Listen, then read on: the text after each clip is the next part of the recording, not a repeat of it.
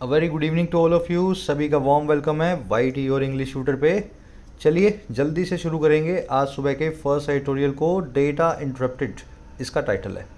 ये आर्टिकल लिखा हुआ है एक बहुत ही कंट्रोवर्शियल सर्वे पे जिसको मोदी सरकार ने बंद करवा दिया था, लेकिन जिसकी इकॉनमी में बहुत ज़रूरत है और इस सर्वे को फिर से रीस्टार्ट किया जा रहा है। चलिए डिटेल में देखेंगे।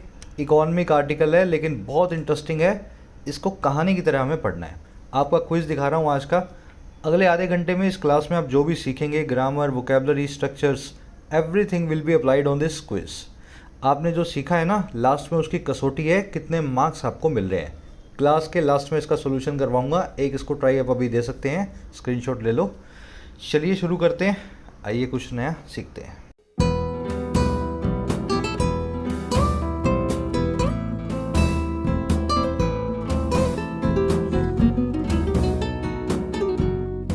कह रहा डेटा इंटरप्टेड। देखिए इंटरप्टेड मतलब जिसमें इंटरप्शन हो, जिसमें डिस्टर्बेंस हो। डेटा आप जानते हैं इंफॉर्मेशन। कह रहा है इंफॉर्मेशन तो है लेकिन इंटरप्शन के साथ में आ रही है, डिस्टर्बेंस के साथ में आ रही है। एक ऐसी इंफॉर्मेशन है जिसको लगातार आना चाहिए लेकिन आ नहीं पा रही है। बात किसकी कर रहे हैं? बात हो रही है on official household spending survey. बात हो रही है सरकारी हाउस होल्ड स्पेंडिंग सर्वे की, ऐसे सर्वे की जो परिवारों की, हाउस होल्ड की स्पेंडिंग को, खर्चा करने की ताकत को सर्वे करके एसेस करता है। तो ये खास एक सर्वे है जो पिछले कुछ वक्त से, जिसका डेटा इंटरप्शन के साथ हमें मिल रहा है। आगे ना बात समझ में। अब डिटेल में देखते हैं क्या कहना चाह रहा है इसके टाइटल पैराग्राफ से। कह रहा है reviving the official household spending survey is only a first step. कह रहा है रिवाइव करने का जो काम है ना, फिर से रिस्टार्ट करने का काम है। रिवाइव करना मतलब फिर से वाइटलाइज करना, फिर से किसी चीज़ में जान फूंकना। कह रहा है इस ऑफिशियल सरकारी हाउस होल्ड स्पेंडिंग सर्वे जो मर चुका है, जिसको बंद किया जा चुका है, इसमें जो जान फूंकने का काम है, रिवाइव करने का काम है। कह रहा है ये जो काम है ना, ये महज पहला स्टेप है, पहला कदम है। काफ़ी सारी गलतियाँ आपने कर रखी हैं, काफ़ी सारे रायते फैले हुए हैं। समझ रहे हो ना? कहने का मतलब यही है, ये काफ़ी चीज़ें जो है ख़राब चल रही हैं। ये सर्वे जो है ना, आप शुरू करोगे, रिस्टार्ट करोगे, ये तो एक पहला स्टेप है आपकी इकोनॉमिक फ्रंट पे। और भी कई काम आपको करने हैं। रिवाइविंग की वर्ब है इस। याद रखें, वर्ब की आईएनजी फॉर्म जब भी जीरेड बन के आ जाए, वर्ब की आईएनजी फॉर्म जब भी सब्जेक्ट या सब्जेक्ट बन के आ जाए, वैसे तो ऑब्जेक्ट भी बनती है लेकिन सब्जेक्ट बन के आ जाए, तो उसको हमेशा सिंगुलर वर्ब दी जाती है। आगे बात समझ में। रिवाइविंग को इस सिंगुलर वर्ब हमने दी हुई है क्योंकि रिवाइविंग एक जीरेंड है, वर्ब के आईएनजी फॉर्म में सब्जेक्ट का काम कर रहा है। चलिए शुरू में तो कुछ है नहीं, अब फटाफट इस आर्टिकल की वोकैब पे नज़र डालते हैं ताकि अपने इसको स्मूथली पढ़ते जाएं। चैनल को सब्सक्राइब करके बेल आइकन प्रेस कर देना, लाइक कर देना वीडियो को, ताकि इन वीडियोस के रेगुलर नोटिफिकेशन आपको मिले और चैनल भी ग्रो करे। इसी के साथ ऐड करना चाहूँगा, देखिए आप में से जो लोग कॉम्पिटिटिव एग्जाम एस्पायरेंट्स हैं, 1 साल से, 2 साल से, 3 साल से या 4 साल से भी प्रिपरेशन कर रहे हो, लेकिन गाइडेंस नहीं मिलने की वजह से, सही रास्ता पता ना होने की वजह से आपका सिलेक्शन नहीं हुआ, या फिर आपने अभी भी तैयारी शुरू की है और आप चाहते हो फर्स्ट अटैम्प्ट में किसी अच्छे टीचर की गाइडेंस में अपने एग्जाम को क्रैक करूं, आप फ़ायदा ले सकते हैं अनअकैडमी के क्वालिटी कोर्सेज का। इसी वीडियो के फर्स्ट कमेंट में जाएं, यहाँ पे मिलेंगे आपको लिंक्स, अपने एग्जाम को चूज़ करें। फॉर एग्जाम्पल आप क्लिक करते हैं बैंकिंग पे और यहाँ से आप अवेल कर सकते हैं बैंकिंग का आइकॉनिक कोर्स, जिसमें बैंकिंग के सभी एग्जाम्स, क्लैरिकल और पीओ, प्रीलिम्स और मेंस, सबका सब एक सिंगल पैकेज में कवर्ड है।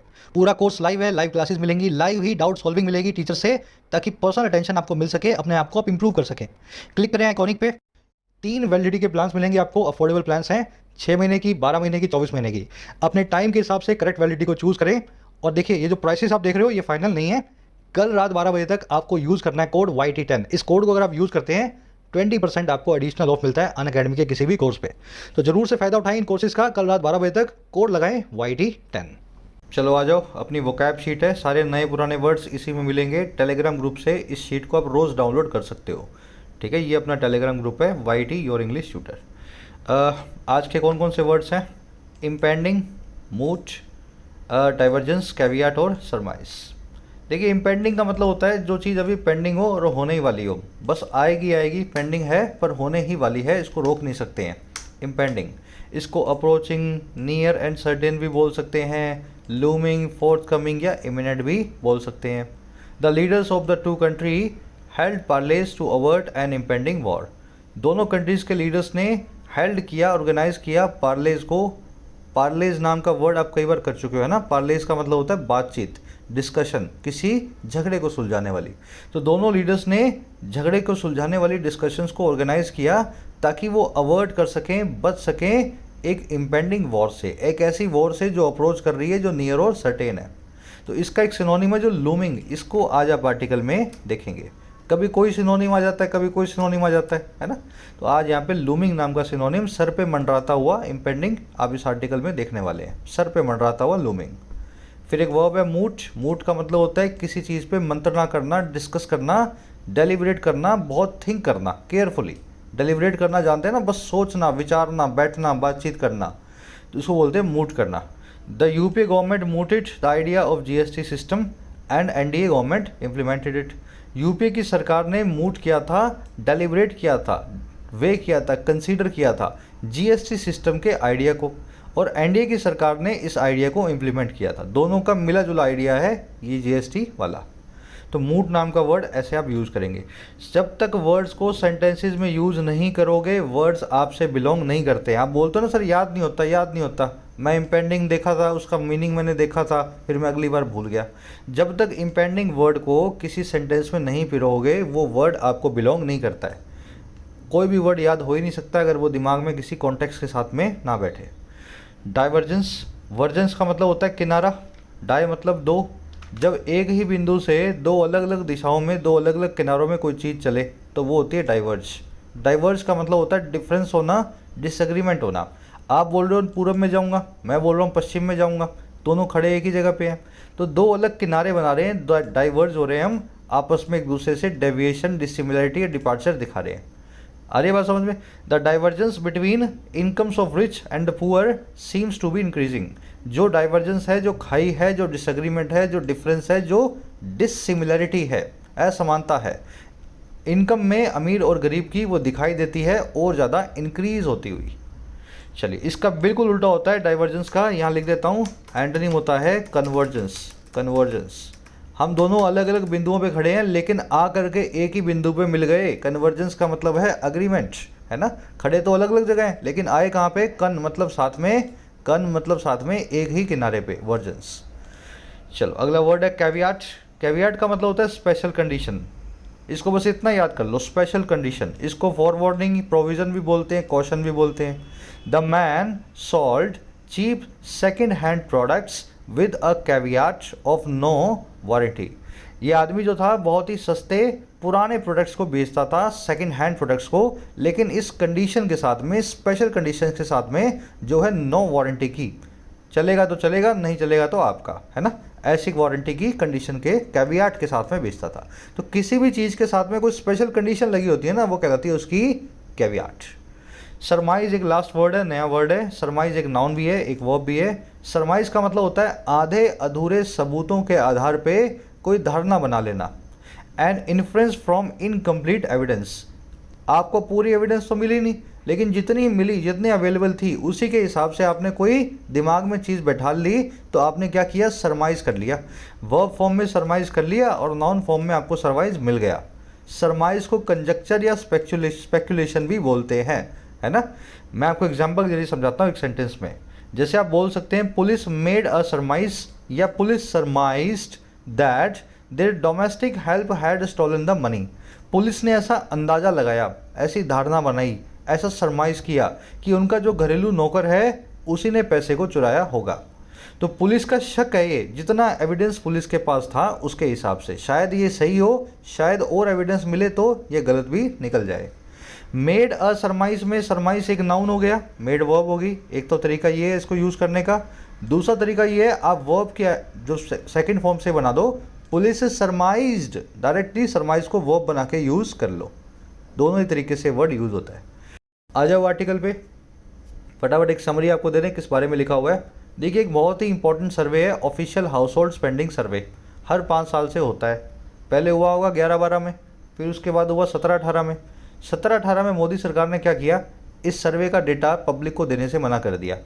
पब्लिक में बहुत लोग चिल्लाए कि इस सर्वे में ज़रूर ही आपकी कोई कमी दिखाई दे रही होगी, इस सर्वे से पता लगा होगा कि गरीब आदमी जो है और गरीब हो रहा है। इसमें यही पता लगता है कौन गरीब कौन अमीर, कितना अमीर और कितना गरीब। तो इस सर्वे में ज़रूरी आपको लग रहा होगा डर कि कोई गलत इन्फॉर्मेशन आ रही है जिससे पब्लिक जो है, मतलब हमें जो है पब्लिक और जो अपोजिशन है हमें घेरेगी, तो आपने इसको बंद करवा दिया। ना तो पब्लिक को डेटा दिया गया 17-18 का, बल्कि मोदी सरकार ने बोला अब इस सर्वे को हम करवाएंगे ही नहीं। अब बाद में हुआ क्या, एक एक्सपर्ट पैनल बिठाया गया, पैनल की रिकमेंडेशन यही आई कि सर्वे को तो करवाना ही चाहिए, और अंततः मोदी सरकार इस सर्वे को अब 2022 में, जुलाई 22 में शुरू करवाने वाली है। 2024 के अंदर जाकर के इसका हमें डेटा मिलेगा। हमारा आर्टिकल कह रहा है ये तो फर्स्ट स्टेप है, ऐसे कई काम आपने किए हुए हैं, इन कामों को सही करना पड़ेगा। इकोनॉमिक फ्रंट पे आपका जो है लीडरशिप बड़ा कमज़ोर है। ये सर्वे बंद करना ही अपने आप में एक बहुत बड़ी गलती थी। चलो देर आए तो दुरुस्त आए, बस आज की यही समरी है। आगे बात समझ में। आज की टोन हो सकती है वैसे तो एनालिटिकल है, इस सर्वे को पूरा एनालाइज करके बताएगा क्या काम करता है कैसे करता है, लेकिन थोड़ा कहीं कहीं पे सरकार को क्रिटिसाइज़ कर रहा है ना। क्रिटिसाइजिंग टोन भी बोल सकते हो और एनालिटिकल टोन भी बोल सकते हो। चलिए शुरू करते हैं। अच्छा, कॉम्पिटिटिव एग्जाम एस्पायरेंट्स अपनी ऐप को जरूर डाउनलोड करें प्ले स्टोर से, your English tutor. First comment में इसका लिंक डाल रहा हूँ। आपको यहाँ पे अफोर्डेबल प्राइसेस में अच्छे और बेहतरीन कोर्सेज मिलते हैं। डिस्क्रिप्टिव का, बैंकिंग का, एसएससी का, सभी कोर्स मैं खुद बनाता हूँ। फ़ायदा आप इनका ऐप पे जा करके ले सकते हो। चलिए, कह रहा है India's official statistical machinery is gearing up to relaunch the all India household consumer expenditure survey traditionally undertaken quinquennially from July 2022। कह रहा है इंडिया का जो ऑफिशियल स्टैटिस्टिकल मशीनरी है, मशीनरी मतलब सिस्टम, स्टैटिस्टिकल मतलब relating to statistics, related to figures, आंकड़ों से जो है संबंधित। कह रहा है भारत की जो आंकड़ों से संबंधित मशीनरी है, जो सिस्टम है, जो संस्था है ना, कह रहा है वो संस्था गियर अप कर रही है। गियर अप करने का मतलब क्या होता है, गाड़ी में गियर लगाते हो तो क्या करते हो, गाड़ी को चलाने के लिए आप रेडी करते हो। गियर लगाते हो ना गाड़ी में, तो गाड़ी को तैयार करते हो आगे बढ़ाने के लिए। तो ये जो मशीनरी है ना, ये भी तैयार हो रही है, गियर अप कर रही है खुद को। और किस लिए कि ये रिलॉन्च करे, फिर से लॉन्च करे इस टाइप के एक सर्वे को, all India household consumer expenditure सर्वे, अमीर और गरीब की इनकम का सर्वे। और क्यों, कह रहा है ये जो सर्वे है, जो ट्रेडिशनली परंपरागत रूप से अंडरटेक किया जाता है, इसको कैरी आउट किया जाता है क्वाइक्विनली। क्वाइक्विनली का मतलब है हर 5 सालों से, है ना, क्विनली। तो ये जो 5 सालों से, हर 5 सालों से होने वाला सर्वे है, इसको रिलॉन्च करने के लिए गिरअप कर रही है। अब देखो कहाँ गिरअप हो रहा है, ये हो रहा है फ्रॉम जुलाई 22, जुलाई 2022 से इसको रिलॉन्च किया जाएगा। आ गया समझ में।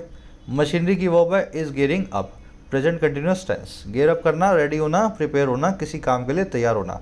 जैसे मैं आपको बोलूँ एग्ज़ाम आगे पढ़ाई करनी है, तैयार हो जाओ, तो मैं बोलूँगा gear up for the exams, तैयार हो जाओ for the exams, gear up for the exams. Gear लगाते हो, गाड़ी को रेडी करते हो, वैसे गियर अप से किसी चीज़ को रेडी करना। स्टैटिस्टिक्स का मतलब होता है आंकड़े, फिगर्स, स्टैटिस्टिक्स, इसी से जो एडजेक्टिव बनाया स्टैटिस्टिकल।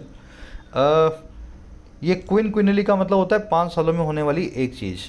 ये इनियल और एनुअल में सबको डिफरेंस थोड़ा सा पता नहीं होता, फटाफट देख लेते हैं। देखिए 2 वर्ड्स हैं इंग्लिश में, एक वर्ड है एनुअल, एक वर्ड है इनियल, ठीक है। बाई एनुअल का मतलब है साल में 2 बार, बाई एनुअल का मतलब है 2 साल में 1 बार। ये तो 6 महीने में 1 बार होगी, ये 24 महीने में 1 बार होगी। देखने में एक जैसे लग रहे हैं, यहाँ पे एनुअल है, यहाँ पे इनियल है, स्पेलिंग भी थोड़ी सी डिफरेंट है, पर बाई एनुअल का मतलब है हर 6 महीने से, बाई इनियल का मतलब है हर 24 महीने से, यानी कि 2 सालों से। ट्राई एनुअल मतलब साल में 3 बार, हर 4 महीने से। ट्राई एनुअल मतलब 3 साल में 1 बार। क्वाड्रेनुअल मतलब साल में 4 बार, क्वार्टरली हर 3 महीने से। क्वाड्रीनियल मतलब 4 साल में 1 बार। वैसे ही क्विनक्वेन्युअल मतलब साल में 5 बार, और क्विनक्विनियल का मतलब है 5 साल में 1 बार। तो इनियल मतलब कई सालों में, क्विन का मतलब, क्विन क्यू का मतलब 5, क्वाड्रा का मतलब 4, हेक्सा का मतलब 6, ट्राई का मतलब 3, बाई का मतलब 2, जितने भी हों उतने साल में 1 बार, है ना। ये इनियल नाम का वर्ड खास तरीके से ध्यान रखें। इसी से वर्ड बनता है पेरिनियल, जो परमानेंटली कई सालों में 1 बार होता है। पेरिनियल का मतलब होता है लगातार होने वाली कोई चीज़। पेरिनियल मतलब इटर्नल, हमेशा चलता ही रहे, पेरिनियल, है ना, पेरिनियल परमानेंटली जो होता रहता है। चलो आगे बढ़ते हैं, ये वर्ड ध्यान देना। कह रहा है if it fructifies the results may be known towards the latter half of 2024 provided the government permits the release. Sentence में एक एरर है, अगर आप ढूंढ सको तो ढूंढने की कोशिश करो। सब लोग को चैलेंज कर रहा हूँ, ढूंढो तो ढूंढने की कोशिश करो, है ना, फिर बताऊंगा। कह रहा है ये अगर ये फ्रेक्टिफाई हो गया, अगर ये जो गवर्नमेंट सोच रही है, तैयार हो रही है करने के लिए, अगर ये चीज़ फ्रेक्टिफाई होगी, फ्रेक्टिफाई का मतलब होता है फ्रूटफुल होना, एक्चुअलाइज होना, किसी चीज़ का साकार होना। अगर इस बात ने फल दिया, ये बात साकार हुई, तो रिजल्ट जो है इस सर्वे का हो सकता है वो नॉन हो जाए, और कब तक, लेटर हाफ की तरफ 2024 के। तो 2024 के पहले 6 महीने छोड़ दो, बाद वाले 6 महीने लेटर हाफ जो है जुलाई के बाद, जुलाई से जो शुरू होने वाला महीना है वहाँ से, है ना। तो 2024 के बाकी के 6 महीने में आधे हाफ में रिजल्ट हमें पता लगेंगे। अब करें इसकी कंडीशन ये है, प्रोवाइडेड दैट, या प्रोवाइडेड कि जो गवर्नमेंट है वो परमिट करती है इसकी रिलीज़ को, गवर्नमेंट जो है अलाउ करती है कि इसका डेटा रिलीज़ किया जाए। पिछले वाले सर्वे का तो गवर्नमेंट ने डेटा नहीं दिया आज तक, 4-5 साल हो गए, तो हो सकता है इसका डेटा भी ना दे, तो अगर देगी तो हमें मिल जाएगा। इट की वर्ब है फ्रेक्टिफाइज, रिजल्ट की वर्ब है मे बी नॉन, गवर्नमेंट की वर्ब है परमिट्स।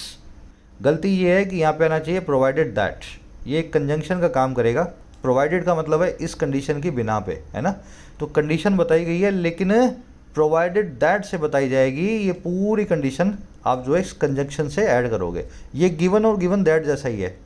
अगर एक खाली एक नाउन हो तब तो प्रोवाइडेड, अगर पूरा कंजंक्शन हो, क्लोज हो, तो प्रोवाइडेड दैट। तो दैट यहाँ पे इसने ओमिट कर दिया।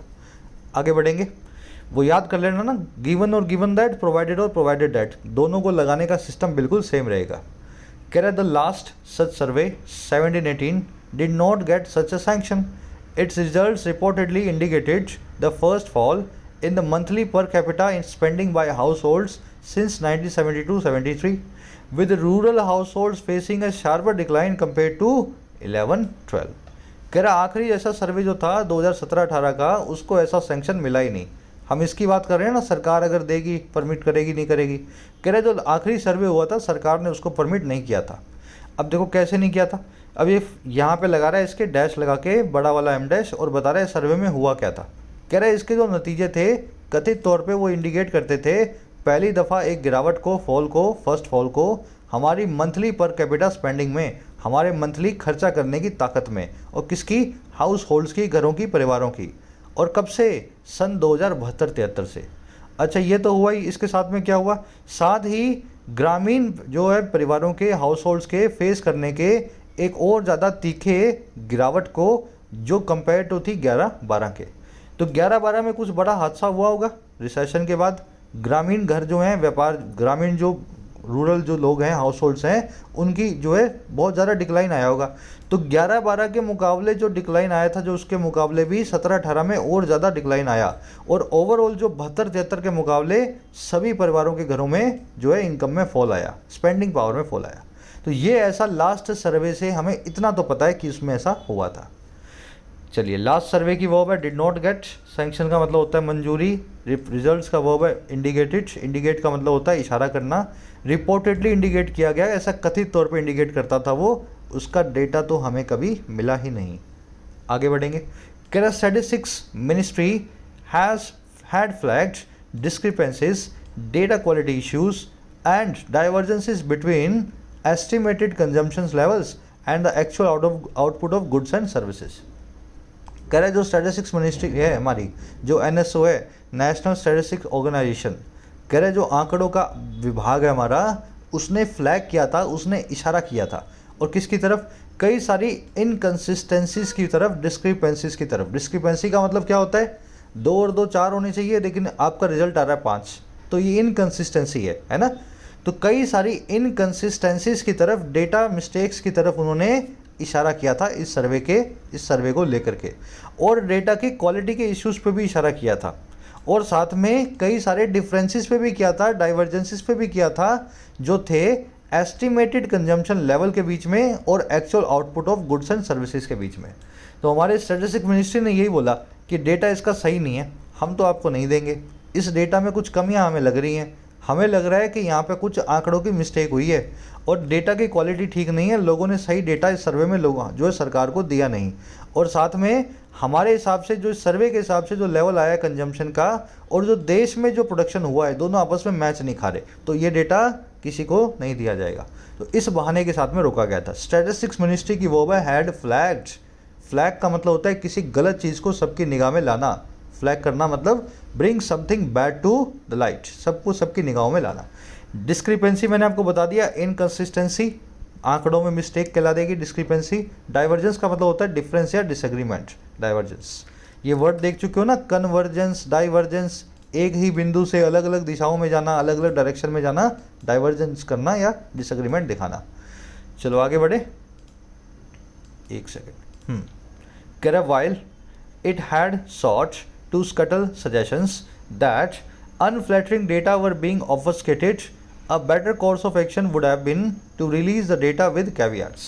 अब कह रहे हैं इनको करना क्या चाहिए था, अगर यही इनका बहाना था कि गलत डेटा है, अगर यही वजह से इनको रोकना पड़ा तो इसकी जगह एक काम और भी कर सकते थे।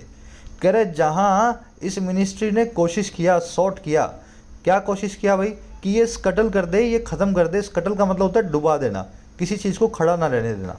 ये खड़ा ना रहने दे, डुबा दे सारे ऐसे सजेशंस को, सारी ऐसी हिंट्स को, दैट वो ये कि जो अनफ्लैटरिंग डेटा है, ऐसा डेटा जो प्लेजेंट नहीं है, जो सरकार को फ्लैटर नहीं करता है, जो सरकार के काम की प्रशंसा नहीं करता है, कह रहा है ऐसा डेटा जो है ना, इसको ऑब्फस्केट किया जा रहा है, इसको छुपाया जा रहा है, इसको धुंधला बनाया जा रहा है। कह रहे जहाँ पे मिनिस्ट्री ने सारा भरसक कोशिश की कि ऐसी किसी भी बात को मिनिस्ट्री टिकने ना दे, ऐसी हर सजेशन को मिनिस्ट्री बोल दे कि ये झूठ है। कह रहे जहाँ ऐसा है, कह रहे वहीं पे एक बेटर कोर्स ऑफ एक्शन ये होता, एक बढ़िया बेहतर रास्ता ये होता, वुड हैव बीन होता कि ये रिलीज़ कर देती डेटा को कैवियाट्स के साथ में, स्पेशल कंडीशंस के साथ में। तो मिनिस्ट्री ने भरसक कोशिश की आलोचकों की बात को गलत साबित करने की। मिनिस्ट्री के क्रिटिसाइज़ करने वाले क्रिटिक्स का ये कहना था कि डेटा ख़राब है और सरकार को लगता है डर, ऐसे डेटा को छुपाना ही सरकार को लगता है सही। तो मिनिस्ट्री ने कोशिश की कि नहीं ऐसा बिल्कुल भी नहीं है, लेकिन सही तरीका ये होता है कि आप कोशिश करते ही ना, आप तो डेटा सबको दे देते और कुछ कैवियाट्स उसके साथ में, स्पेशल कंडीशंस उसके साथ में डाल देते। और वो कैवियाट्स आपको आगे बताएगा। इट की वर्ब है हैड सॉट, इट आया मिनिस्ट्री के लिए। सीक की थर्ड फॉर्म है सॉट, किसी काम को करने की कोशिश करना। स्कटल का मतलब होता है किसी चीज़ को सिंक या रूइन करना, खड़े मत रहने देना, किसी चीज़ को डुबो देना। अनफ्लैटरिंग मतलब जो आपको फ्लैटर ना करे, जो आपकी चापलूसी ना करे, जो आपको अच्छा ना लगे। अनफ्लैटरिंग को अनप्लेजेंट भी बोलते हैं, अनफ्लैटरिंग, अनप्लेजेंट। अच्छा, डेटा की वर्ब है वर बीइंग ऑब्फस्केटेड। ऑब्फस्केट का मतलब होता है किसी चीज़ को फस्केट करना, अनक्लियर करना, धुंधला बनाना, छुपा लेना, किसी चीज़ को सबके सामने ना आने देना, जैसा कि सरकार ने डेटा के साथ किया। कोर्स ऑफ एक्शन की वर्ब है would have been. Would have been, could have been, should have been, already आप जानते हो, होता, हो सकता था या होना चाहिए था। वुड हैव बीन मतलब होता। कैवियाट आप देख चुके हो, स्पेशल कंडीशन। अब देखो वो कौन सी कैवियाट्स हैं। कह रहा है it could have argued for instance that the numbers at best reflect the short term impact of the bold structural reforms carried out in the year preceding the survey to formalize the economy। अब ये कौन कौन से हैं, demonetisation and the GST. कह रहा है ministry ऐसी दलील पेश कर सकती थी इस डेटा को देते हुए सबको, इट कुड हैव आर्ग्यूड कर सकती थी, for instance, for example, that वो ये कि जो भी आंकड़े हैं वो एट बेस्ट जो हैं रिफ्लेक्ट करते हैं, अपनी सबसे अच्छी फॉर्म में वो दिखाते हैं सिर्फ और सिर्फ शॉर्ट टर्म इम्पैक्ट को, बहुत ही नए बोल्ड जो मूलभूत रिफॉर्म सुधार हमने किए हैं, स्ट्रक्चरल रिफॉर्म्स हमने कैरी आउट किए हैं। और कौन से रिफॉर्म्स हैं जो कैरिड आउट हुए थे उस ईयर में, उस साल में, जो इस डेटा से, इस सर्वे से पहले हुआ था 2016 में। और क्यों हुए थे, फॉर्मलाइज करने के लिए, ऑफिशियल बनाने के लिए इकॉनमी को, है ना, औपचारिक बनाने के लिए इकॉनमी को। अब ये कौन से बोर्ड रिफॉर्म्स थे, एक तो था जीएसटी और दूसरा था डीमोनेटाइजेशन। तो मिनिस्ट्री ये भी बोल सकती थी कि जो आपको दिखाया जा रहा है इस डेटा में वो शॉर्ट टर्म इम्पैक्ट है, लॉन्ग टर्म में तो बहुत फ़ायदा होने वाला है। ये इम्पैक्ट तो जीएसटी और डीमोनेटाइजेशन का है, जो कड़वी गोलियां, जो कड़वी जो है दवाइयां हमने हमारी इकॉनमी में डाली हैं रिफॉर्म करने के लिए, आगे आगे आप देखोगे इसका फ़ायदा मिलेगा। तो ऐसी कैवियाट के साथ में इसको दे देना चाहिए था। इट की वर्ब है कुड हैव आर्ग्यूड, नंबर्स की वर्ब है रिफ्लेक्ट। कैरीड आउट यहाँ पे एडजेक्टिव है, वो रिफॉर्म्स जो कैरी आउट किए गए थे, जिनको अंजाम दिया गया था। बड़े आगे और कुछ है इसमें देखने वाला नहीं है ना, इंस्टेंस मतलब एग्जाम्पल। कह रहा है fresh survey could then have been commissioned later for a clear picture. कह रहे एक नया सर्वे तब कमीशन कर दिया जाता, उसको शेड्यूल कर दिया जाता साफ पिक्चर के लिए, क्लियर पिक्चर के लिए। सरकार बोल देती कि भाई एक नया सर्वे कराएंगे 2 साल बाद, उसमें क्लियर पिक्चर मिलेगी, ऐसा भी सरकार कर सकती थी। फ्रेश सर्वे की वर्ब है could have then been commission, passive voice में। कुड हैव बीन वर्ब की third form, should have been verb की third form, would have been verb की थर्ड फॉर्म, सब का सब बेसिक्स में मॉडल वाले चैप्टर में और कंडीशनल चैप्टर में आप कर चुके हो। ऐसा होता, ऐसा हो सकता था और ऐसा होना चाहिए था, है ना। चल इसीलिए बोलता हूँ बेसिक्स पूरे कर लो। कुछ लोग कमेंट्स में लिखते हैं सर हमें तो रोज़ सारे कॉन्सेप्ट करवाए जाएं। अगर रोज़ सारे कॉन्सेप्ट में करवाऊँगा तो वीडियो 2.5 घंटा की हो जाएगी, ना आप देख पाओगे ना मैं बना पाऊँगा। तो बेटर कोर्स ऑफ एक्शन आपके लिए क्या होगा, इसी चैनल के होम पेज पे जाओ, या रखी हुई एक playlist complete English grammar for all competitive exams, इसको आप ढंग से पूरा करो 20 डेज़ में 30 डेज़ में अच्छे तरीके से, नोट्स के साथ में। नोट्स भी आपको मिल जाएंगे कमेंट्स में। तो जा करके इसको पूरा करो और फिर उसके बाद मज़ा आएगा आपको हर चीज़ को पढ़ने का। जो मैं बता रहा हूँ वहाँ पे आपके कॉन्सेप्ट्स रिवाइज होंगे। तो पहली दफ़ा आपको वहाँ से सीखना है और आर्टिकल में उनको अप्लाई करना है। सभी लोग इसको पूरा करेंगे, लाखों लोग कर चुके हैं। करें this is what the UPA had done in 11-12 to measure employment and consumer spending levels afresh. After the 9-10 surveys were affected by the global financial crisis and severe drought that hit rural incomes. अब बता रहा है यही जो सब काम है ना, यही सब जो काम है, यही काम यूपीए भी कर चुका है। कह रहा है दिस इज़ व्हाट, यही वो चीज़ है जिसको यूपीए कर चुका था 2011-12 में मेजर करने के लिए एम्प्लॉयमेंट के और कंज्यूमर स्पेंडिंग के लेवल को फिर से एक बार अफ्रेश मतलब नए तरीके से। एम्प्लॉयमेंट आप जानते हैं रोजगार, कंज्यूमर स्पेंडिंग मतलब खर्च करने की ताकत। अच्छा कैसे ये काम हुआ था, 2009-10 के सर्वे जब अफेक्ट हो गए थे, बहुत ही ख़राब तरीके से प्रभावित हुए थे ग्लोबल फाइनेंशियल क्राइसिस की वजह से, वैश्विक आर्थिक जो है विपत्ति की वजह से, है ना, मंदी की वजह से, और एक सीवियर ड्रॉट की वजह से, एक बहुत ही ख़राब सूखे की वजह से, जिसने हिट किया था रूरल इनकम को। तो 2009-10 में बहुत कुछ ख़राब हुआ था, लेकिन 2011-12 में जो सर्वे करवाया उसमें यूपीआई ने यही सारी जो है कैवियार्ड्स को डाला था। सर्वे में बताया था कि सब चीज़ें पुराने में पास्ट में ख़राब हुई हैं, तो इस सर्वे के रिजल्ट को आप पूरे तरीके से सच मत मानना, हम फिर से एक नया सर्वे करवाएंगे, है ना। दिस की वर्ब इज़ द यूपीए मतलब यूनाइटेड प्रोग्रेसिव अलायंस, कांग्रेस सरकार का जो अलायंस था उसकी बात हो रही है, तो इसकी वर्ब हैड डन। द लगा हुआ आगे, पॉलिटिकल पार्टीज, पॉलिटिकल अलायंसेस हमेशा अपने आगे द लेते हैं। बड़ी पार्टी और छोटी पार्टी को कोई फ़र्क नहीं पड़ता, हमेशा अपने आगे द बीजेपी, द आम आदमी पार्टी, है ना, ऐसे हमेशा द लगेगा। सर्वेज की वर्ब है वर अफेक्टेड, दैट की वर्ब है हिट, दैट आया है ड्रॉट से, ड्रॉट का मतलब है सूखा, अफ्रेश मतलब फिर से नए तरीके से, अफ्रेश या अन्यू दोनों एडवर्ब्स हैं, है ना, किसी काम को फिर से नए सिरे से करना तो अफ्रेश करना। चलो अफेक्ट जानते हैं ना, मतलब प्रभावित होना। अब 2-3 वर्ड्स हैं, फटाफट देखेंगे। ड्रॉट, एक वर्ड है ड्रॉट, एक वर्ड है फेमाइन, एक वर्ड है ड्रॉट। पहले तो ड्रॉट और फेमाइन में फ़र्क देखेंगे। ड्रॉट का मतलब होता है सूखा, शॉर्टफॉल ऑफ रेनफॉल, ठीक है, या शॉर्टेज कर देता हूँ, शॉर्टेज ऑफ रेनफॉल, और severe shortage, extreme shortage. Drought का मतलब होता है ना पीने को है ना फसल उगाने को है, इतना कम पानी है, ड्रॉट सूखा।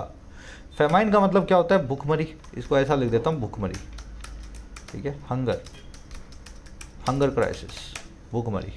और तीसरा वर्ड है ड्रॉट, इसमें लगा हुआ बीच में ए, अब ध्यान दे लेना, इसमें लगा हुआ बीच में क्या ए, इसमें क्या लगा हुआ था ओ, इसमें लगा हुआ था ओ।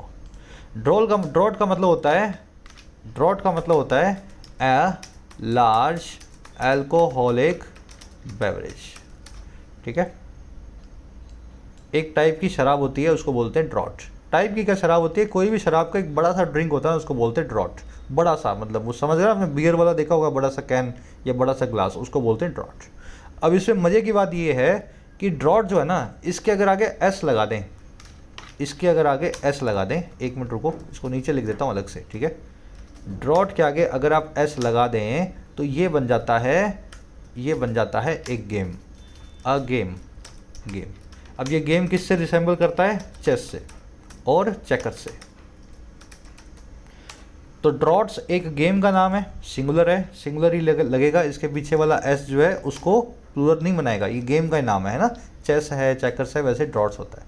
ये ड्रॉट होते हैं एक लार्ज एल्कोहलिक बेवरेज, ये होती है फेमाइन, भूखमरी, हंगर क्राइसिस। ये ड्रॉट का मतलब होता है सूखा या शॉर्टेज ऑफ रेनफॉल।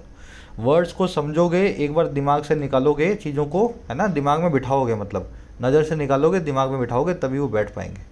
अगर फ़र्क पता ही नहीं होगा ना तो ज़िंदगी भर कन्फ्यूज ही रहोगे। अब फ़र्क पता लग गया आपको, अब आपको नोट्स बनाने हैं और उसको बार बार पढ़ना है। बढ़े आगे, चलो hit hit hit V1 V2 V3 सब सेम है, यहाँ पे V2 को यूज़ किया गया, दैट हिट रूरल इनकम्स। कह रहा the government had promised to examine the feasibility of fresh consumer spending survey over 2021 and 2020-21 after incorporating all quality data refinements mooted by a panel. अब कह रहे सरकार ने, हमारी सरकार ने, एनडीए सरकार ने, प्यारी सरकार ने जब इस सर्वे को ख़त्म किया था और ख़त्म करके क्या किया था, कई सारे वादे किए थे कि इस सर्वे में कुछ नया करेंगे, चीज़ों को सही करेंगे। तब कौन कौन से वादे थे वो? कह रहे सरकार प्रॉमिस कर चुकी थी कि वो एग्जामिन करेगी, खोज करेगी फिजिबिलिटी को। फिजिबिलिटी मतलब अप्रोप्रिएटनेस, कितनी सही है कौन सी चीज़, और किसके, एक फ्रेश कंज्यूमर स्पेंडिंग सर्वे की। और कब? 2021 में और 21-22 में 2 बार ये वादा कर चुकी है। और कब ये काम होगा? इनकॉर्पोरेट करने के बाद में, शामिल कर लेने के बाद में सारे क्वालिटी डेटा क्वालिटी की रिफाइनमेंट्स को, सारी डेटा में क्वालिटी की सुधारों को। और वो सुधार हैं जो मूट किए गए हैं, जो डेलिब्रेट किए गए हैं, जो कंसीडर किए गए हैं एक स्पेशल पैनल के द्वारा। तो सरकार प्रॉमिस कर चुकी है कि 2 बार, हम इस साल में भी करेंगे और इस साल में भी करेंगे, दोनों बार हो नहीं पाया। सरकार का यही कहना था कि एक पैनल ने हमें कुछ चीज़ें बताई हैं, उन सारी चीज़ों को हम इंक्लूड करके नया सर्वे, फ्रेश सर्वे करवाएंगे। गवर्नमेंट की वो में had promised past perfect tense में, काम ये हो चुका है पास्ट में। फिजिबिलिटी मतलब वायबिलिटी, अप्रोप्रिएटनेस, कौन सी चीज़ कितनी सही है। इनकॉर्पोरेट का मतलब होता है किसी चीज़ को शामिल करना, इंटीग्रेट करना, इंक्लूड करना, सारी रिफाइनमेंट्स को इंक्लूड किया जाएगा। रिफाइनमेंट मतलब सुधार है ना, सोफिस्टिकेशन, किसी चीज़ में ऑल्ट्रेशंस। मूड आप जानते हैं, डेलिब्रेट करना, कंसीडर करना, रिफाइनमेंट्स के लिए एडजेक्टिव है। वो रिफाइनमेंट्स जिनको कंसीडर किया गया था एक पैनल के द्वारा, वर्ब की थर्ड फॉर्म एडजेक्टिव। आगे बढ़ते हैं। कह रहे one hopes the exact refinements are spelled out upfront in the coming survey. कह रहा है हम सभी होप करते हैं, वन का मतलब है कोई भी। अब कह रहा है कोई भी आदमी ये आशा तो करेगा इस सरकार से कि जो एग्जैक्ट ये रिफाइनमेंट्स है ना, जो ये इस तरह के सुधार हैं, उनको स्पेल आउट किया जाएगा, साफ साफ डिटेल्स में बताया जाएगा, सामने से, अपफ्रंट, बिना मांगे अपफ्रंट। और कहाँ पे? आने वाले सर्वे में। तो आपने बहुत रिफाइनमेंट बोला है 3-4 साल। अब हम सबकी यही आशा है कि अगला जो सर्वे आएगा उसमें एक्चुअल में ये रिफाइनमेंट्स आप लिख करके बताओगे सर्वे में कि हमने ये सुधार किए हैं, है ना। चलिए, स्पेल आउट करना मतलब किसी चीज़ को स्पेसिफाई करना, एकदम डिटेल में लिख के बताना। वन की वर्ब है होप्स, रिफाइनमेंट्स की वर्ब है are spelled out, passive voice में रिफाइनमेंट्स को बताया जाएगा। अप फ्रंट मतलब सामने से, डायरेक्टली, बिना मांगे। जब कोई चीज़ सामने से बिना मांगे आपको मिलती है तो वो मिलती है आपको अप फ्रंट, है ना, अप फ्रंट। अब आगे कह रहे हैं of equal import is providing data comparable with past numbers while factoring in changes in consumption patterns, and it may still not be too late to release the previous surveys findings to help assess longer term trends।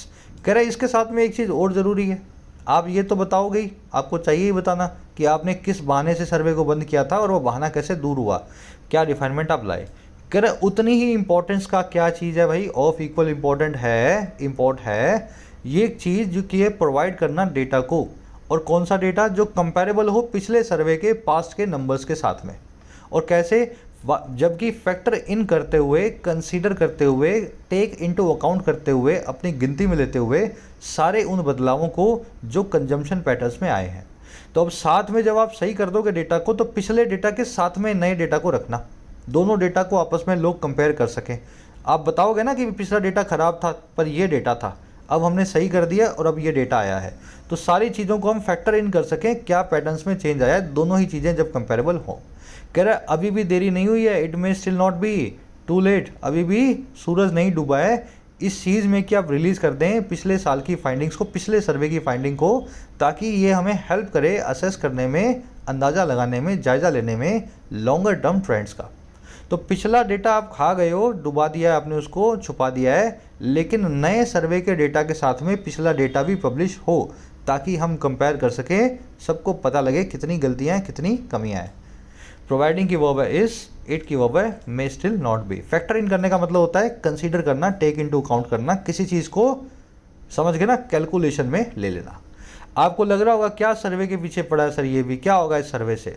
ये 5-5 साल से जो surveys होते हैं ना, यही हमें बताते हैं देश में गरीबी कम हो रही है या बढ़ रही है, सरकार सही काम कर रही है, गलत काम कर रही है। अगर 5 साल से होने वाला सर्वे है उसका डेटा हम छुपाएंगे तो 10 साल तक पब्लिक को ये पता ही नहीं लगेगा देश में हो क्या रहा है। बहुत इंपॉर्टेंट होती है ये चीज़ें, है ना, खास करके पॉलिसी डिज़ाइनिंग के वक्त। चलो फैक्टर इन समझ लेना, किसी चीज़ को टेक इनटू अकाउंट करना, किसी चीज़ को अपनी गिनती में, कैलकुलेशन में ले लेना। कह रहा the absence of official data on such a critical aspect of the economy used to estimate poverty levels, rebase GDP and to make private investment decisions for over a decade is damaging to India. अब ये वही बात बोल रहा है, कह रहा है नामौजूदगी जो है ना, एब्सेंस जो है किसका, सरकारी डेटा का, इतने क्रिटिकल एस्पेक्ट पे, इतने ज़रूरी पहलू पे हमारी इकॉनमी के। और कौन सा डेटा जो यूज़ टू होता है, जो इस्तेमाल होता है एस्टिमेट करने के लिए गरीबी के लेवल्स को, और रिबेस करने के लिए जीडीपी को, जीडीपी का नया बेस बनाने के लिए, बार बार जीडीपी को रिबेस किया जाता है तो रिबेस करने के लिए, और मेक करने के लिए प्राइवेट इन्वेस्टमेंट के डिसीजंस को।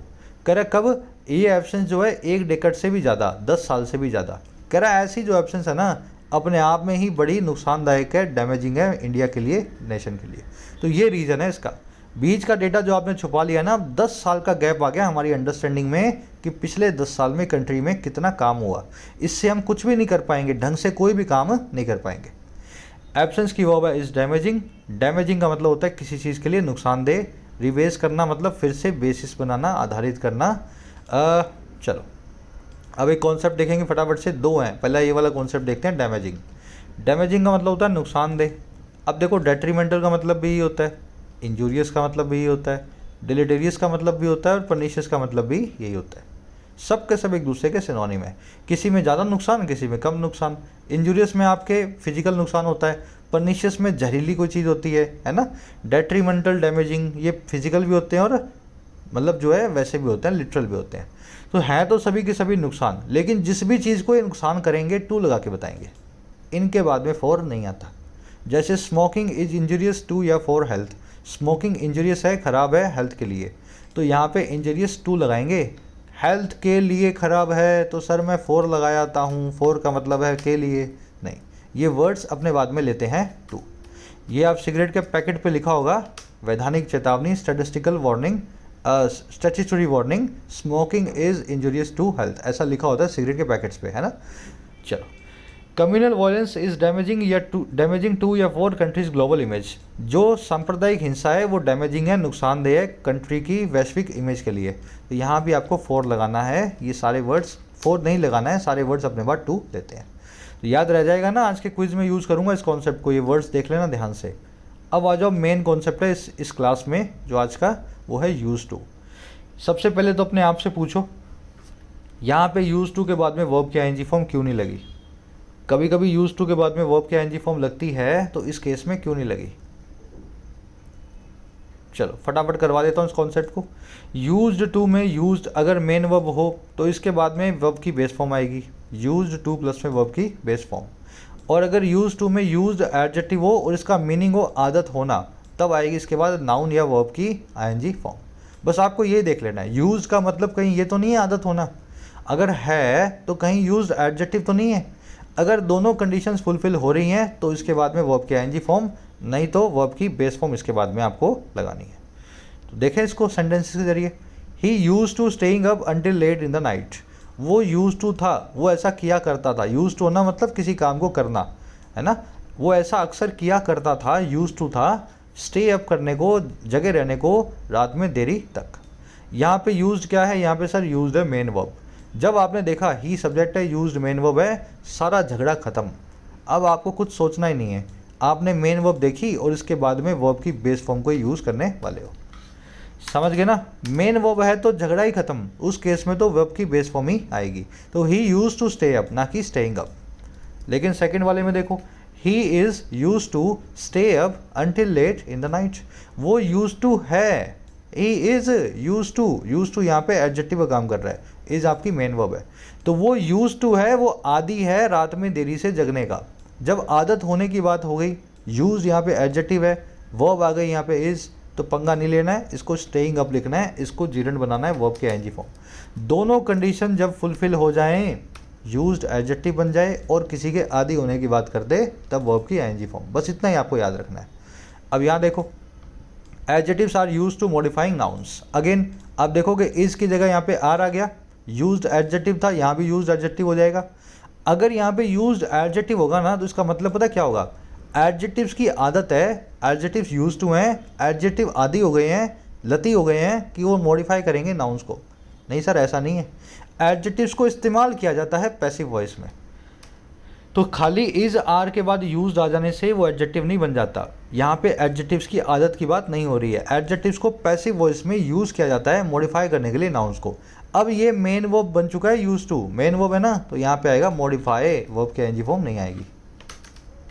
समझ गए? थोड़ा दिमाग लगाना पड़ेगा, ये रट्टे वाला कॉन्सेप्ट ही नहीं है। कितने मर्जी रट्टे मार लो, इस कॉन्सेप्ट को कभी भी रट्टे से नहीं कर पाओगे। क्यों नहीं कर पाओगे? आपको चेक करना पड़ेगा दोनों कंडीशंस फुलफिल हो रही हैं या नहीं हो रही। इस केस में आदि होने की बात नहीं हो सकती, एडजेक्टिव कोई चीज़ तो है नहीं जो आदि हो जाएगा। तो एडजेक्टिव को हम यूज़ करते हैं पैसिव वॉइस में, आर यूज्ड, यहाँ पे यूज्ड मेन वर्ब है पैसिव में। चौथा देखो, adjectives used to modify nouns are placed after adverbs. Adjectives जिनको इस्तेमाल किया जाता है, देखो यहाँ पे क्या हुआ है, एडजेक्टिव्स, ये पूरा एक पास्ट पार्टिसिपल फ्रेज है। Adjectives used to modifying nouns, adjectives जिनको इस्तेमाल किया जाता है नाउन्स को मॉडिफाई करने के लिए। आप इसको ऐसा भी तो लिख सकते हो ना, which are used to modifying nouns, ऐसा भी तो लिख सकते हो ना। तो अगेन वही बात है, यहाँ पे अगेन बात कर रहा है आपसे किसी चीज़ को इस्तेमाल करने की पैसिव वॉइस के अंदर। यूज्ड यहाँ पे एडजेक्टिव है, लेकिन यूज्ड इस्तेमाल करने की बात कर रहा है, आदत होने की बात नहीं बोल रहा, इसीलिए इसके बाद में अगेन मॉडिफाई ही आएगा। समझ गए? दोनों कंडीशन फुलफिल हों तब तो आएगी वर्ब की आईएनजी फॉर्म। दोनों में से एक भी कंडीशन यूज की फुलफिल ना हो, एक भी, तब आपकी यूज के बाद में लगेगी बेस फॉर्म। यहाँ भी वही हुआ है, ऐसा डेटा जिसको इस्तेमाल किया जाता है, यूज टू किया जाता है एस्टिमेट करने के लिए पॉवर्टी लेवल्स को, इसलिए लिखा है एस्टिमेट। चलो, जितनी प्रैक्टिस करोगे इस कॉन्सेप्ट की उतना दिमाग में बैठेगा, और एक बार बैठ गया तो ज़िंदगी भर नहीं हटेगा, एक बार आपको दिमाग में बिठाना है। आगे बढ़ेंगे। कह रहा, being a free market and transparent democracy distinguished India from the likes of China where official data are read with a pinch of salt। कह रहा, होना एक फ्री मार्केट इकॉनमी और ट्रांसपेरेंट डेमोक्रेसी, कह रहे दोनों चीज़ें होना जो एक चीज़ है ना, दोनों चीज़ों का होने का जो काम है, बीइंग का जो काम है, इसी ने इंडिया को डिस्टिंग्विश किया था। और किससे? इसी ने इंडिया को अलग किया था, और ऐसी चीज़ों से, चाइना जैसी कंट्रीज से। फ्रॉम द लाइक्स ऑफ का मतलब है चाइना जैसे, ये कंस्ट्रक्शन मैं आपको भी करवा दूंगा। कह रहा ऐसा होना ही जो है ना, इसी चीज़ ने हमें अलग बनाया था चाइना से, जहाँ पे ऑफिशियल डाटा को पढ़ा जाता है थोड़ी सी एप्रीहेंशन या डाउट के साथ में, with a pinch of salt.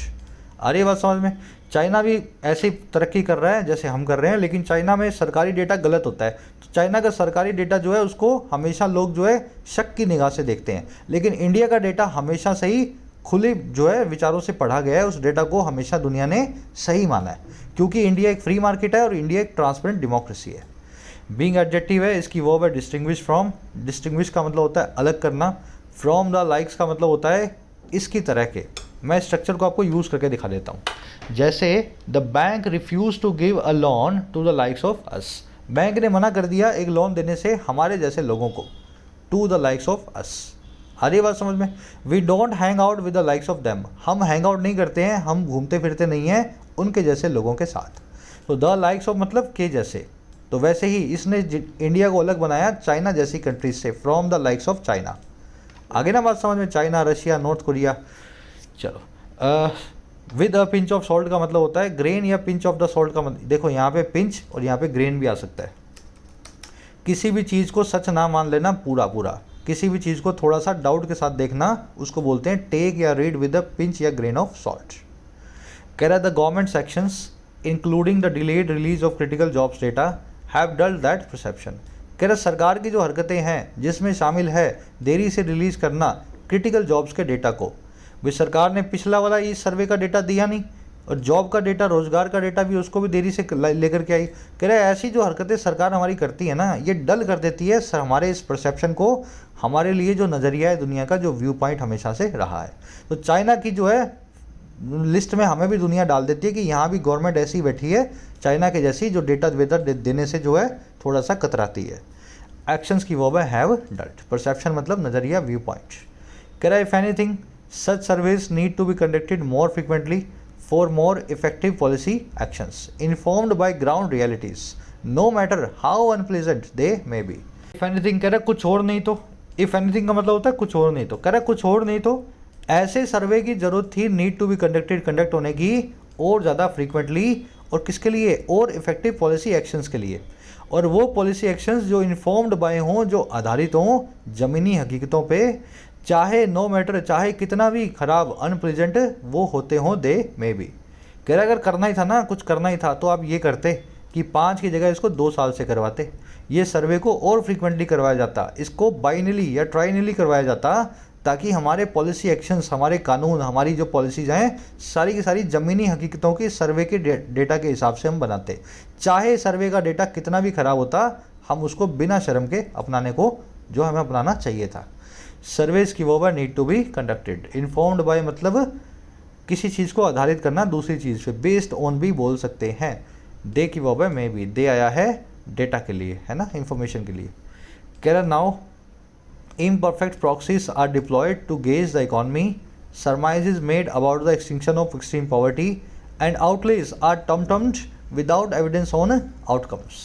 कह रहा है अब क्या होता है, अब imperfect proxies जो है, proxies का मतलब होता है alternatives, है ना, विकल्प, और imperfect का मतलब होता है जो परफेक्ट ना हो। अब हमें खराब विकल्पों को यूज़ करना पड़ रहा है, डिप्लॉय करना पड़ रहा है, तैनात करना पड़ रहा है अर्थव्यवस्था को गेज करने के लिए, अर्थव्यवस्था को मेजर करने के लिए। सर्वे तो आप करवा ही नहीं रहे हो, सर्वे का डेटा तो आप दे ही नहीं रहे हो, तो हमें खराब प्रॉक्सी, इसके खराब ऑल्टरनेटिव्स, इम्परफेक्ट ऑल्टरनेटिव्स के जरिए अर्थव्यवस्था को गेज करना या मेजर करना पड़ रहा है। और सरमाइसिस को ऐसे बनाना पड़ रहा है, सरमाइसिस का मतलब होता है अंदाजे, समझ गए ना, evidence without, inference without evidence, नौकर ने ही चोरी की होगी, ऐसे ही सरमाइसिस हमें करने पड़ रहे हैं एक्सट्रीम पॉवर्टी को ख़त्म करने को लेकर के। चलो इंडिया में इतनी पॉवर्टी ख़त्म हो गई होगी, इंडिया में इतने लोग अब जो है गरीबी की रेखा से बाहर आ गए होंगे, सरमाइसिस हम बना रहे हैं क्योंकि डेटा तो हमारे पास है ही नहीं। और जो आउटले हो रहे हैं, आउटले का मतलब होता है खर्चे, बड़े बड़े सरकारी खर्चे, बड़े बड़े सरकारी खर्चों को टम किया जा रहा है, उनको बोस्ट किया जा रहा है, उनको शेखी बखारी जा रही है उनकी, और किस लिए, बिना एविडेंस के उनके आउटकम्स पे। उन बड़े बड़े खर्चों का हुआ क्या, 20,000 करोड़ की स्कीम से हुआ क्या, कह रहा है ऐसा हो रहा है। डेटा के अभाव में दूसरे गलत डेटा को यूज़ कर रहे हैं, अर्थव्यवस्था को यूज़ करने के लिए 10 सालों से गलत, हम जो है अपने हिसाब से अंदाज़ा लगा के बोल देते हैं कि इतनी गरीबी कम हो गई होगी देश में, और सरकार के बड़े बड़े खर्चे की प्रोजेक्ट्स को हम टम करते हैं, उसकी पीठ थपथपाते हैं बिना किसी एविडेंस के कि उसका आउटकम क्या हुआ, उससे लोगों की गरीबी कितनी है वास्तव में कम हुई। प्रॉक्सीज की वर्ब आर डिप्लॉयड, सरमाइसिस मतलब स्पेकुलेशन, कंजक्चर, याद है ना, आधा अधूरा जो है अंदाज़ा, इसकी वर्ब है मेड। एक्सटिंक्शन मतलब ख़त्म होना, गेज का मतलब होता है मेजर करना, किसी चीज़ को असेस करना, आउटले मतलब खर्चा, एक्सपेंडिचर, इसकी वर्ब है टम। टम एक हिंदी का वर्ड है, इसको इंग्लिश में ले लिया गया है। टम होती है बड़ी सी घंटी, जिसको बजा बजा करके राजा के दरबार में बताया जाता है कि राजा साहब आ रहे हैं, राजा साहब जा रहे हैं, है ना, टम। तो वहीं से इंग्लिश में वर्ड बन गया टम। किसी चीज़ की शेखी बघाड़ना, ब्रैक करना, बोस्ट अबाउट करना, बढ़ा चढ़ा करके किसी चीज़ को बताना, है ना, टाउट करना। आउटले वर्ड देख लेना, इसका मतलब होता है एक्सपेंडिचर, ये इकोनॉमिक आर्टिकल्स में बहुत मिलेगा आपको, एक्सपेंडिचर को बोलते हैं आउटले। कह रहा the NSO must be empowered to collect and disseminate more data points without the fear of insinuation about inabilities or a looming axe on its regular service. कह रहा है हमारी जो स्टैटिस्टिकल ऑर्गेनाइजेशन है, NSO है, national statistical organisation, इसको power मिलनी चाहिए कि ये कलेक्ट कर सके और डिसेमिनेट कर सके, ये इकट्ठा कर सके और लोगों के सामने रख सके। डिसेमिनेट का मतलब होता है स्प्रेड करना, डिस्ट्रीब्यूट करना और ज़्यादा डेटा पॉइंट्स को। और कैसे कर सके भाई, बिना किसी डर के, जो है इंसिनुएशंस को लेकर के, हिंट्स को लेकर के, इसकी एबिलिटीज़ को, और या फिर बिना किसी कुल्हाड़ी के, एक्स के, तलवार के, जो लूम कर रही हो, सर पे मंडरा रही हो, इसके रेगुलर सर्वेस के ऊपर। तो NSO को पूरी पावर मिले, ये ढंग से अपने डेटा को डिस्ट्रीब्यूट करे, लोगों के सामने रखे, और इसको कोई भी डर ना हो कि ये गलत डेटा रखेगा तो सरकार बोल देगी कि NSO को तो डेटा असेस करना ही नहीं आता। इसकी एबिलिटीज़ के ऊपर कोई भी इंसिनुएशन नहीं होगा, कोई भी हिंट नहीं की जाएगी सरकार के द्वारा, और ना ही इसके सर पे कोई सर मंडराती हुई तलवार हो कि ये सर्वे का डेटा गलत रखा, अगली बार से सरकार ने वो सर्वे करवाना ही बंद कर दिया, है ना, ऐसी तलवार भी इसके सर पे नहीं होनी चाहिए। ये इंडिपेंडेंट होना चाहिए, आज़ाद होना चाहिए, इसको सच को लोगों के सामने रखना चाहिए। NSO की वर्ब है मस्ट बी एम्पावर्ड। डिसेमिनेट करना मतलब डिस्ट्रीब्यूट करना, स्प्रेड करना, किसी चीज़ को सबके सामने रखना। इंफॉर्मेशन, डेटा को स्प्रेड करने के लिए खास तौर पे इस वर्ड को यूज़ किया जाता है डिसेमिनेट, है ना, इन्फॉर्मेशन या डेटा के लिए। लोमिंग मतलब इम्पेंडिंग, सर पे मंडराती हुई। इमिनेंट, इंसिन्यूएशन मतलब इशारे, हिंट, है ना, इनडायरेक्ट रेफरेंसेस। बहुत ही इन्फॉर्म्ड आर्टिकल है, हाईली सोफिस्टिकेटेड लिखा हुआ आर्टिकल है, बहुत प्यारा। ऐसे आर्टिकल्स ही आपकी समझ को इकोनॉमिक्स से रिलेटेड और देश से रिलेटेड जो है उसको डेवलप करते हैं, है ना। जो लोग सोचते हैं ना सर हमें समझ नहीं आता इकॉनमी क्या है, ये है इकॉनमी। अच्छे आर्टिकल्स पढ़ोगे आपकी अंडरस्टैंडिंग ज़रूर बूस्ट होगी। चलो, अब ये लंबे वक्त तक आपको करना है, एक बार नहीं पढ़ना है ना, रोज़ खुद से पढ़ा करो। अगर खुद से पढ़ सकते हो तो क्लास देखने की ज़रूरत भी आपको नहीं है। अब क्या करना है, ये आपका क्विज़ है। आज मैं आपसे माफ़ी लूँगा, ऑफिस जाने में लेट हो रहा हूँ। क्विज़ को आप खुद से सॉल्व करोगे, मैं कोई हिंट्स आपको नहीं दे रहा। हाँ, वीडियो के फर्स्ट कमेंट में लिंक्स डाल दूंगा, आंसर्स डाल दूंगा सारे क्वेश्चंस के। 5 में से कितने मार्क्स मिले, सारे क्वेश्चंस आपको आते हैं ऑलरेडी, सब कुछ हम कर चुके हैं। तो कितने मार्क्स मिले आउट ऑफ 5 ज़रूर से मुझे बताना। वीडियो से रिलेटेड कोई भी डाउट हो आपका, कोर्सेज से रिलेटेड कोई भी डाउट हो, आपको अपने सारे कोर्सेज अवेलेबल हैं अभी ऐप के ऊपर, एसएससी का, बैंकिंग का, राइटिंग का। तो ये नंबर है, इस पर व्हाट्सअप करें, आपको रिप्लाईज मिल जाएंगे, मेरी टीम बैठी है। चलिए, एक लाइक और एक शेयर ज़रूर से दें सेशन को, सब्सक्राइब करें। Until then, signing out.